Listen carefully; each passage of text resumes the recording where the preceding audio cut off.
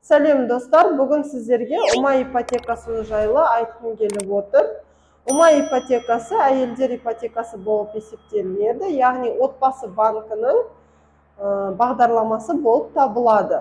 Және де пенсионный возрастқа дейінгі әйел адамдардың барлығы осы ұма ипотекасымен үй алу мүмкіндігі бар. Шарты: депозитіңіз болмаған жағдайда, 50% жинағыңыз болмаған жағдайда да ұма ипотекасымен алуға мүмкіндігіңіз бар.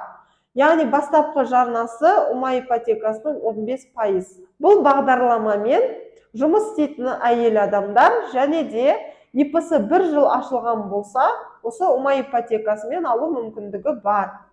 Яғни ИП-ңыз минимальный доход көрсетілген болса, сіз өзіңізге 2 гарант қосуға мүмкіндігіңіз бар. Ең бастысы, ұмай анаға 6 ай доходыңызды көрсетіп дайындап отырсаңыз болды.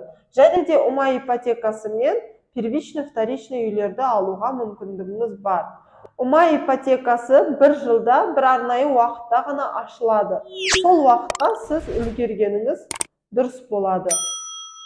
Менімен болғандарыңызға рахмет. Каналыма тіркеліп, лайк басып кетсеңіздер болады.